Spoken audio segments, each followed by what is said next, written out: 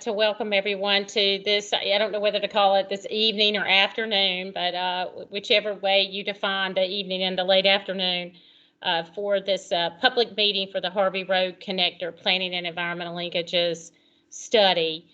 This is being hosted by the Caova MPO and Wayne County Commissioners, and we do have Jim and Salim here and others representing Bethany is Wild is on from Caova MPO as well. And I think that most of the people, as I'm scrolling through, know that Caova spans over 3 states: Kentucky, Ohio, and West Virginia, and has 6 counties within the MPO area. I am Lee Lane, and I'm the National Director for Transportation Planning with the EL Robinson Engineering company, and I serve as the project manager for this project. And I'll be presenting today along with my colleague Douglas Parker, and he is the environmental planning manager for EL Robinson Engineering, and he has served as the project coordinator.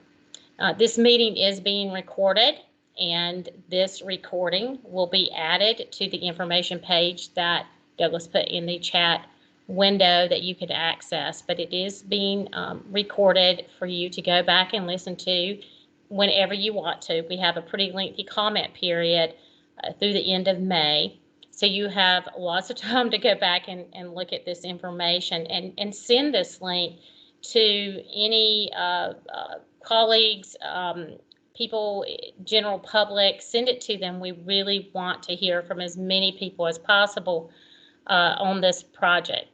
So this is an opportunity being provided for individuals that may not feel comfortable attending an in-person meeting, and this is the world that we're in now, and it's really important to make sure that people feel like they have access and opportunity for meaningful engagement, and this is one such venue to make sure that that happens. And there will be an in-person open house style public meeting on May the 13th from 4 to 7 for anyone that is interested in speaking with our team.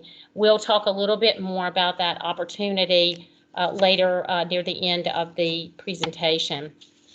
So Douglas is driving the slides because it's too dangerous for 2 people to be attempting to do that. So we have Douglas doing that. So, okay, so our project team, the main points of contact for us have been Jim Boggs, who's the Wayne County Administrator, and Jim has joined us this early evening for the Wayne County Commissioners, and Salim Salami, who you heard him speaking earlier, and he is the Deputy Executive Director for the Caova MPO. And I think I'll pause there and see if Salim would like to make any introductory comments as we move forward with the presentation. Yeah, I'd like to be very brief. Good evening, everyone, and welcome to the Harvey Road Connector meetings, and enjoy the meetings, and hopefully we can have your input to help us to move on this process. Thank you again for your time, and thank you again for your attendance. Thank you, Salim. And like I said, Jim is keyed in too, and I'm sure any questions that may come up that is important for Wayne County to respond to, he'll be glad to do that. So in addition to, on the right-hand side, you see the EL Robinson Engineering team, and we do have one of our design engineers present whose name is not on the list, but Roland Robinson, is with us this evening. But Douglas and I are here and can field just about any question that may come up. Kristen Score is not able to join us this evening, but we can certainly field any questions that come up. And I do want to let everyone know that we had a stakeholder advisory group that has been helping guide the decision-making process for this project from the very beginning. And of course, the stakeholder advisory group consists of Wayne County and the MPO, as well as members from West Virginia Division of Highways. Both the planning staff and the environmental staff have been very helpful to us as we've moved forward with this study process. So I did want to say that, and we've also had representation from Audie Perry with the Heritage Farm and Museum, and I'm not sure if Audie has joined or not, but we'll give a shout out that he has been part of the stakeholder advisory group, and we've appreciated his input as well. Next slide. So there are many opportunities for input, and that's what I really want to stress with this slide. We've had, this is the virtual meeting. As I said, it is being recorded. There is the web link here that will take you to some project information, and you have all the information, the maps and so forth that we are showing this evening is all available at this link, along with a very short survey. And this is a really important piece of this overall PEL study process to get your input. And there's a general comment form there. So we really want to hear from you. And again, please push this out to as many people as possible so this project is well informed through public engagement and public involvement activities. We do have the in-person meeting, as I said, on May 13th, and you are certainly welcome to email Jim, Salim, or we have Douglas for E.L. Robinson, that you can email any questions that you may have at any time. So again, you have many opportunities to engage with us however you would like to, that you're comfortable. Again, the web information, I'm going to beat this over and over about this web information, but all the general project information, alternatives maps, the design, the conceptual design map for the reasonable alternatives, they're all there for you to go to and take a look at your leisure. So we really encourage you to do so. And again, for those that have joined and didn't see it, Douglas has put this link in the chat window. So if you want to go there while this virtual public meeting is going on, we certainly welcome you to do that. Next slide, virtual meeting protocol. Many of you, probably all of you, have been participating in virtual meetings, so you know what the protocol is. Basically, we're going to keep you muted. That helps us all to cut down on noise and make sure that the meeting goes efficiently. We welcome for you to put your any questions in the chat box, and if you would like to be recognized and speak, we ask that you raise your hand, and the little arrow is a little bit off there, but there it is. You raise your hand, we will recognize you, either myself or Douglas, and then you can unmute yourself and talk. And I'll also say that for anybody that is comfortable putting their name and their affiliation, we welcome you to do that in the chat box. Nobody is required to do that, but if you are so inclined and would like for us to have your name and your affiliation, then we welcome that information. Otherwise, it's fine if you don't. So the presentation overview is we're going to talk very briefly about the PEL study,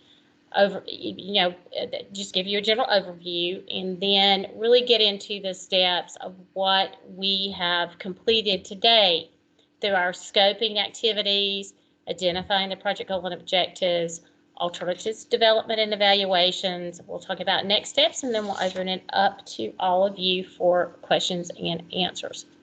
Next slide, please. As far as the project location, this is, as I've said, this is located within the 6-county Cuyahoga planning area, and it traverses between Cabell and Wayne County, and it's kind of in the geographic center, which is pretty interesting. I didn't realize that until I looked at this map very closely, but I think that's kind of an interesting thing, that it is in the center of, pretty much the geographic center of the MPO. And on the zoomed in map there, you'll see that the general area that we conducted our study within is bound south of Huntington, south of Interstate 64, and you have on the west side Harvey Road there in the pink. You can see Harvey Road, the county line, Cabell and Wayne County. Splits kind of, it is in primarily northern Wayne County. And so that gives you just kind of a general idea of where the basic study area was as we initiated our project study process.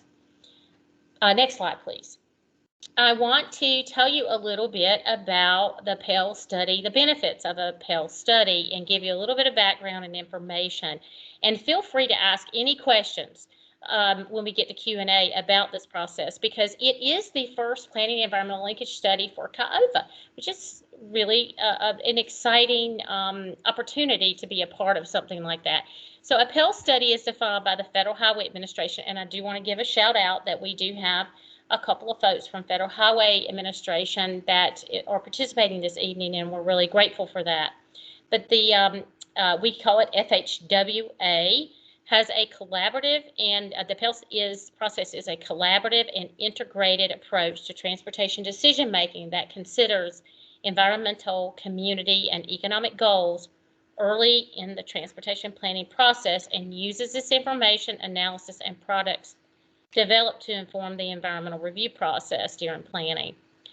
So PEL was kind of formally encouraged in 2005 with the passage of what is called Safety Lou, and I'm not going to tell you the acronym because it's really long and it's not that important, but it is the Transportation Reauthorization Act that occurred in 2005, and it required an increased consideration of environment in both statewide and metropolitan planning. Further analysis on linking planning to downstream transportation decisions was promulgated as a voluntary initiative through the 2012 MAP Act, which was the 2012 Transportation Reauthorization, and then it was amended in 2015 with the FAST Act, which is the last Transportation Reauthorization Act that we have. And of course, now if you're paying attention to the news, you're hearing a lot about infrastructure, and we are all fingers crossed that we get a Transportation Reauthorization Act this year. It is desperately needed. So the PEL study process will continue to be supported because of this connection and streamlining benefits. So why is a PEL important to an MPO, a Metropolitan Planning Organization such as CAOVA? There is a nice connection between to the National Environmental Policy Act. And for those of you that do not know this, this was signed into law on January the 1st by President Nixon in 1970.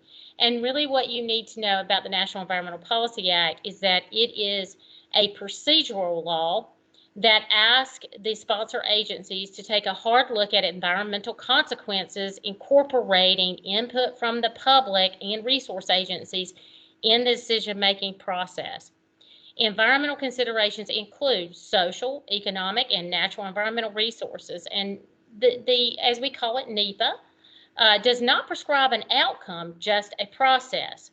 So PEL is not a regulated requirement like the National Environmental Policy Act, but it includes the same general key decision points, and there are quite a few Code of Federal Regulations and United States codes that really support this connection between using the transportation planning products in the project development.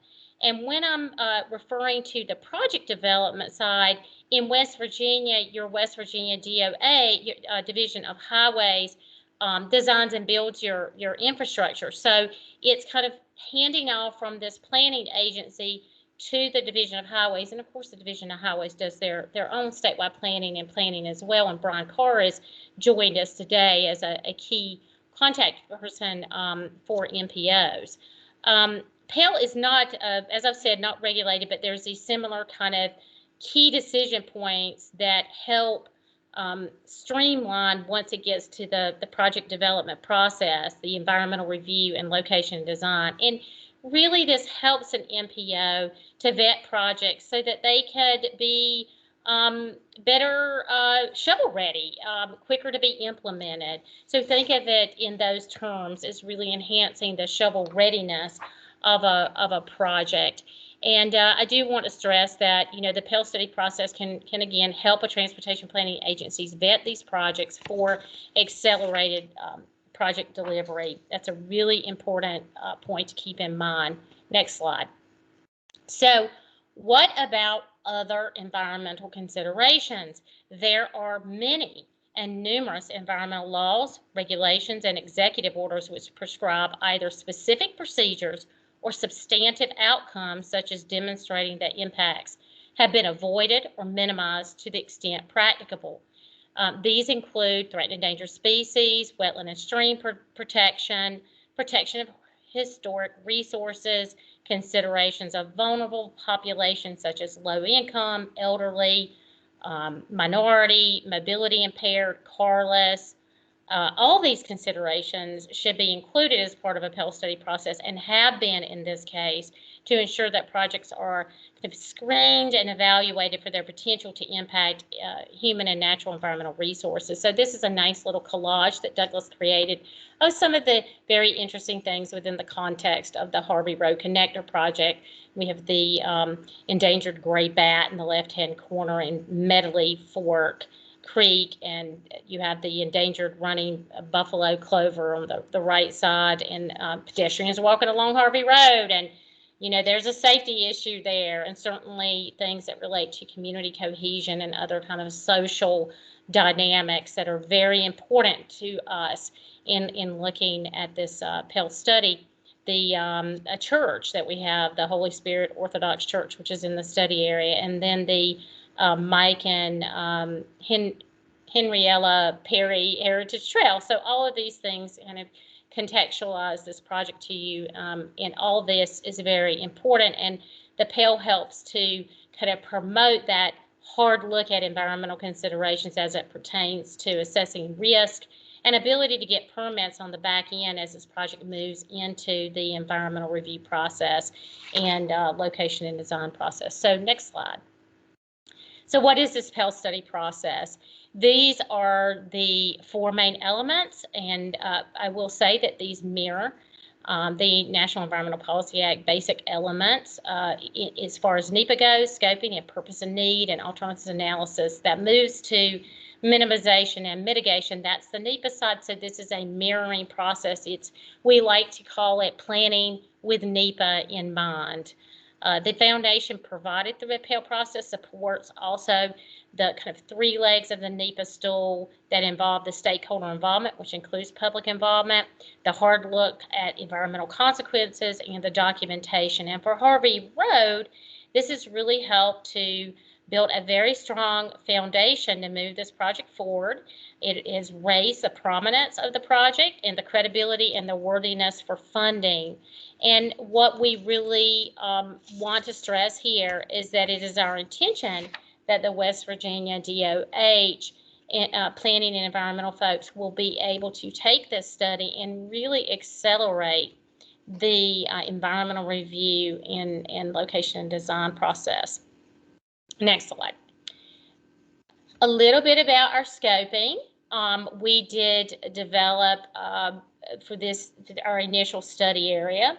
We collected all of these data layers and mapped them to an environmental features map. And this was really a desktop exercise. And we also collected all the local plans as part of our data gathering effort and conducted interviews with local officials. And Douglas is going to talk a little bit more about that. Next slide, please. We took that information and developed what we called a start of study letter. And this included the background research we had done on the study area, the environmental features map, and we sent that out to all of these entities and said, are we missing anything? Do you know anything that's important for us to know? Do you have any comments about the need for a connector, an east-west connector in the northern part of Wayne County? So we asked, and they gave us some absolute wonderful information that helped us identify the goal of the project and the objectives, which Douglas, I'm going to turn it over to Douglas now, and he's going to tell you all about the goal and objectives and how we derive those. Thank you, Lee. As Lee was saying, we reviewed and synthesized all the information that we collected in our scoping phase to develop our project goal and objectives. We ended up developing one project goal and 6 objectives. The project goal is to improve accessibility, mobility, and connectivity within northern Wayne County between Harvey Road, which is County Road 9, at Ellis Lane, and West Virginia 152 at German Ridge Road. So our first objective is to increase overall travel efficiency to Wayne County section of Harvey Road. As everybody knows about this area, there's a distinct lack of east-west connectivity between 152 and Harvey Road. That's mostly due to this ridge line running through the center here.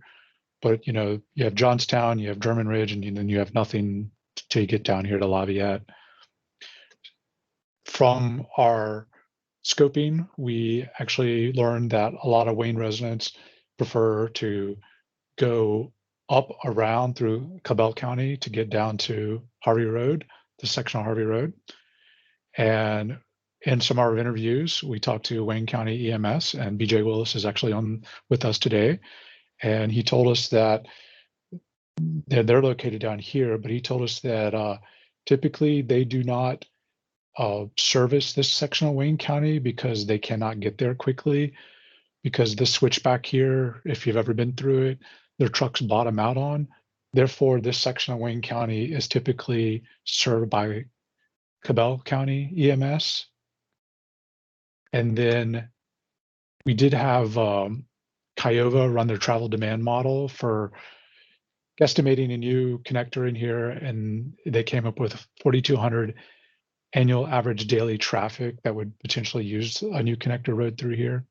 So that's all about increasing overall travel efficiency to this section of Harvey Road. The second objective is to increase transportation redundancy for Wayne County section of Harvey Road. The north end of Harvey Road, up around here at Hissy Fork Creek, is subject to periodic flooding. We learned that from our scoping process. And when that happens, Cabell County EMS is cut off from this section of Harvey Road, from Harvey Road at all. And Wayne County EMS has a hard time reaching this area. So, having some redundancy and transportation here would provide access for EMS during emergency situations. A third objective is reduce exposure to unsafe roadway conditions. We had our roadway engineers assess the existing routes of Johnstown Road, Harvey Road. And if you've driven down this road, it is narrow. Houses are close up on the road. There are 2 one-lane bridges that make it difficult for buses and trucks. And then on the other side on German Ridge Road, if you've ever been down that road, it is practically a one-lane road.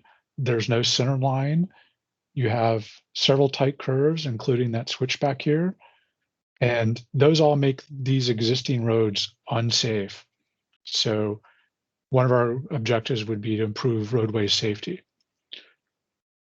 The fourth objective is to accommodate transit opportunities within the available project resources. So adjacent to our project area, we have Tri-State Transit that services Huntington and comes down to Mount West Community College. And then coming up 152 here, we have Tri-River Transit. We did talk to Tri-River Transit, and they said that they would consider a stop on Harvey Road at the museum if there were a new connector put in here. The fifth objective is to accommodate bicycle and pedestrian facilities within the available project resources. In this case, the local plans talk about a proposed multi-use trail coming down Harvey Road and running along German Ridge Road, and also a proposed bike trail coming up 152. So this area is important for transit that include bicycle and pedestrian. The sixth objective is support state, regional, and local plans, the local plans Lee just mentioned, for increased economic development opportunities. This includes increased access to jobs, opportunities, markets, closer ties to the tourism corridor, which local plans designate 152 as a tourism corridor. And everybody familiar with the area knows there's a lot of tourism along 152. The Heritage Farm Museum is right back in here.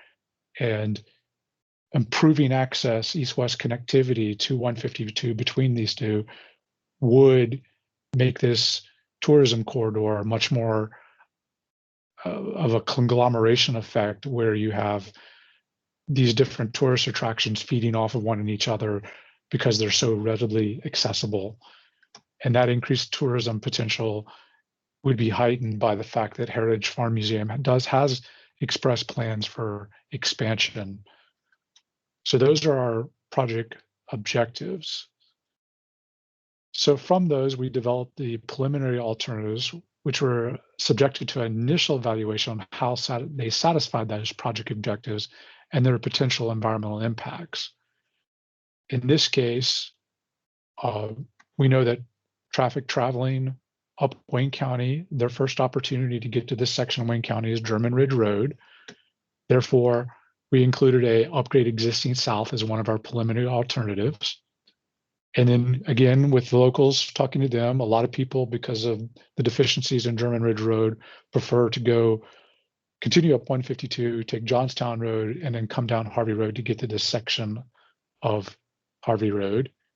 Therefore, we concluded a upgrade existing north alternative.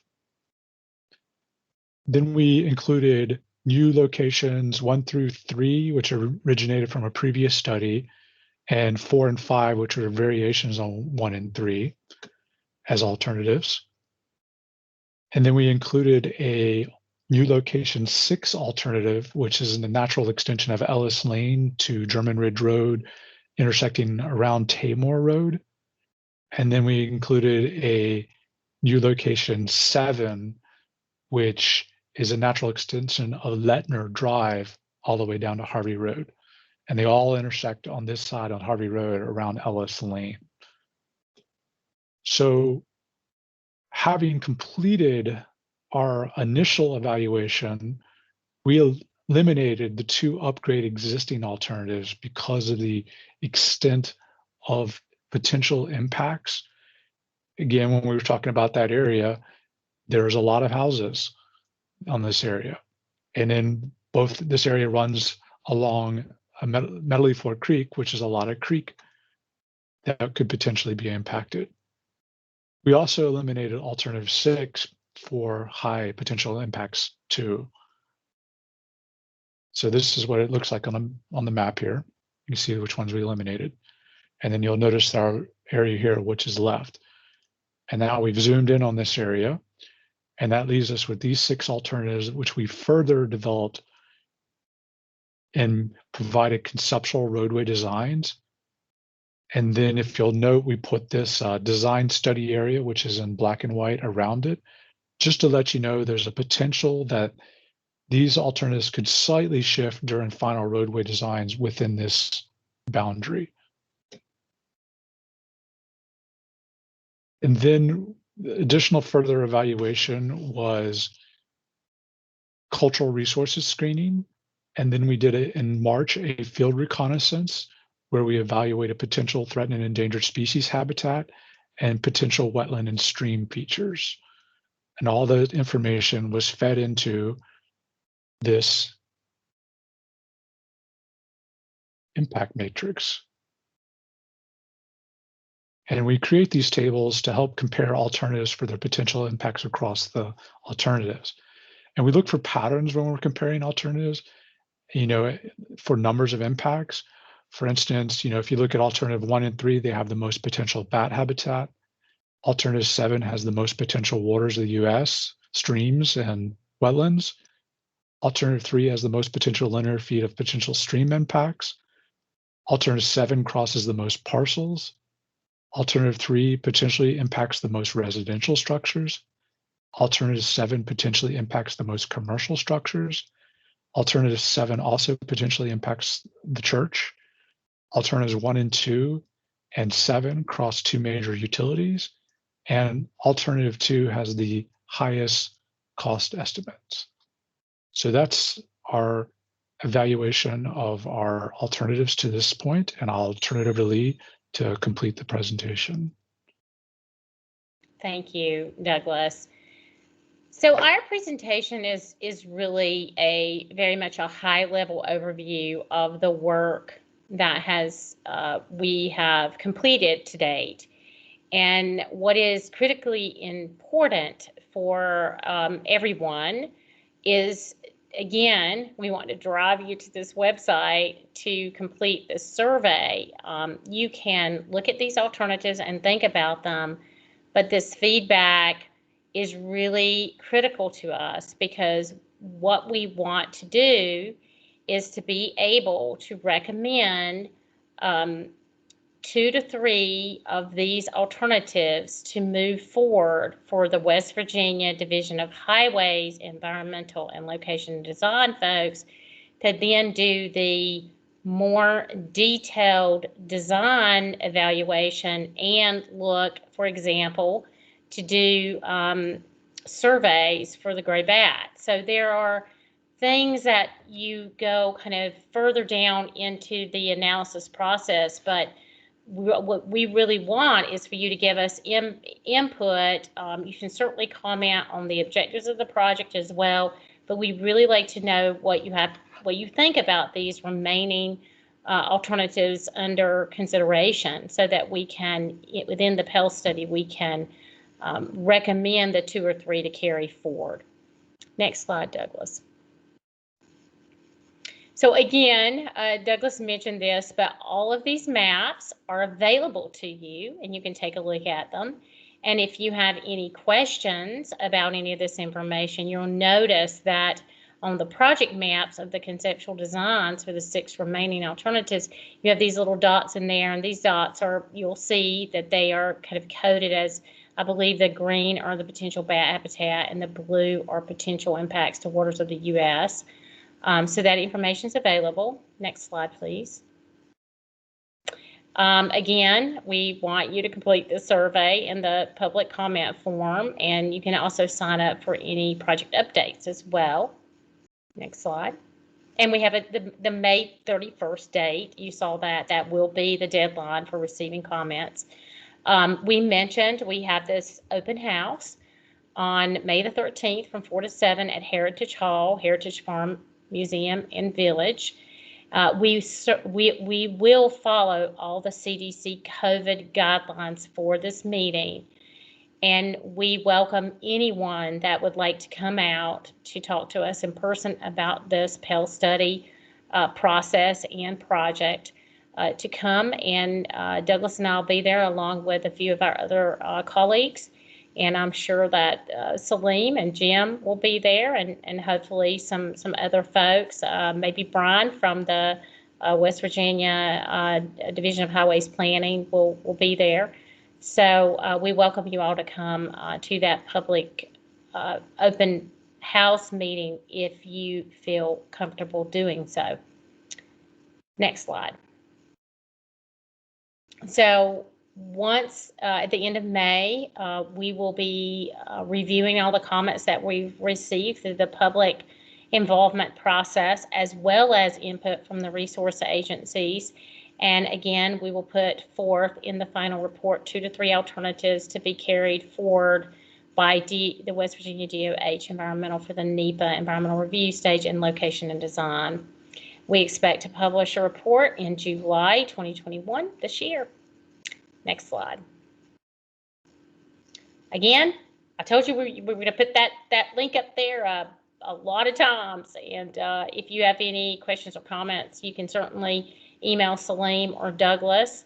And I think that I would like to, it's 6:41, and I would like to open it up to, Well, go ahead, Douglas. well, I was going to show them the resources real quick, since Oh, we keep yes, talking about them. please. Yes, That was the part. absolutely. Why don't you do that?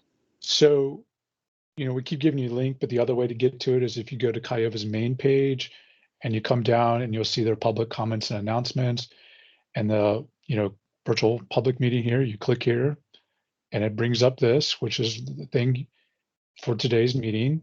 But you'll see up here, it says brief survey, click here. And that brings you to the Harvey Road Connector page we keep talking about and we give you the link to. And here you have a little bit of information, remind you of the project goal and objectives we just spoke about. And then You can get the KMZ files and the project maps. We'll upload the copy of the presentation today.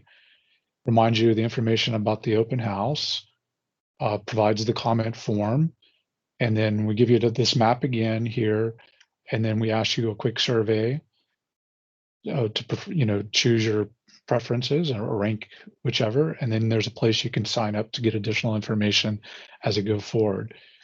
When you click on these links up here, right here, the KMZ files, they work in Google Earth, and here they are in Google Earth, and you can basically, you have our design study area here, that you can turn off these layers on and off, and you can zoom in and look at them closely and see what's potential impacts that you can find in here.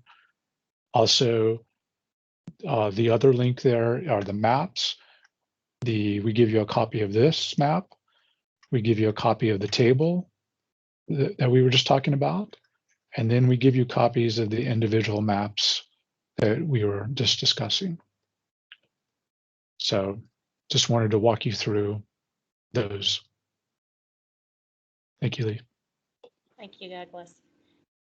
So with that, we will open it up to any questions, comments, observations, anything that you would like to tell us.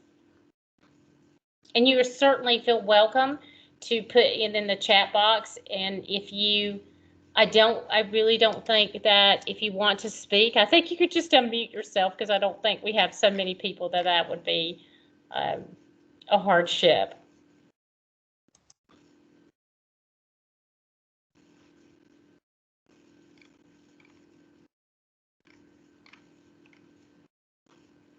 Well, Salim, do you or Jim have any comments? I mean, I know we had some representation from Huntington, the city of Huntington as well, but anybody, any thoughts or comments? I'll ask you, Salim, and if you have anything that you would like to add as we're approaching the end of the public meeting.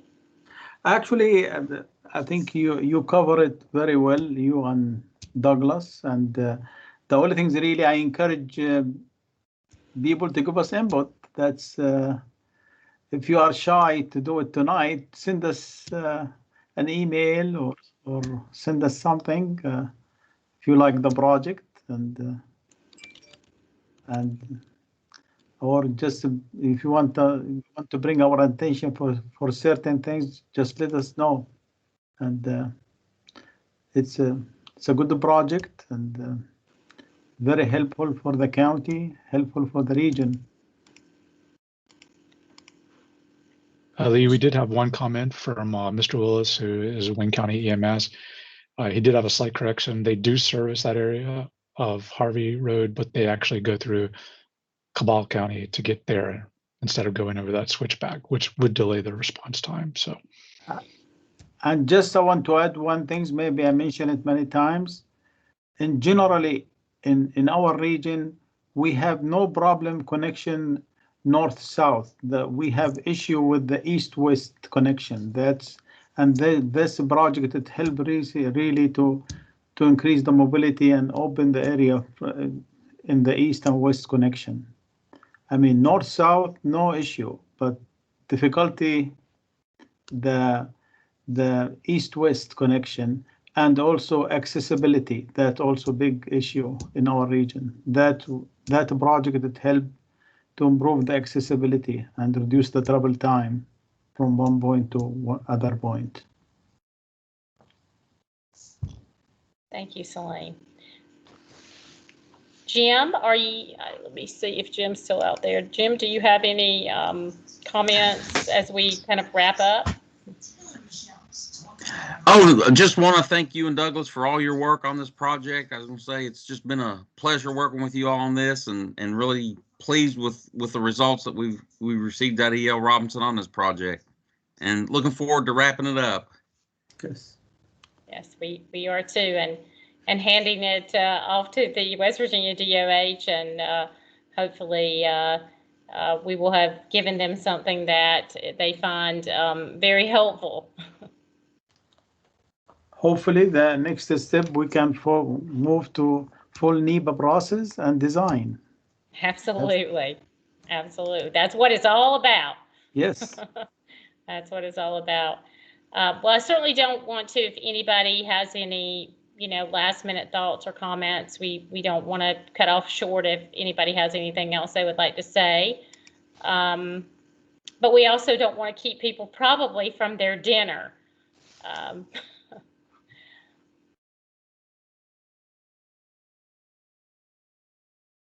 Okay, I'm checking the chat window, and I'm sure Douglas is doing the exact same thing. I don't see any questions here. One last chance. Okay, well, Salim and Jim, if I don't think we have any more comments, I see a lot of thank yous, which we really do greatly appreciate. And we just really want to encourage everyone to send the link to folks that you do believe have an interest in this project, because we really like to hear from as many people as possible. That will help advance this project into the project development phase and ultimate construction and delivery, which is what we're all keenly interested in.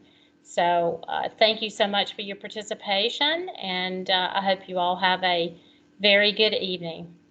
Thank you, Lee. Thank you, Douglas. And everybody have a good night. Thank you. Absolutely. Take good care and be safe. Bye-bye. Bye-bye. Thank you. Bye, Jim.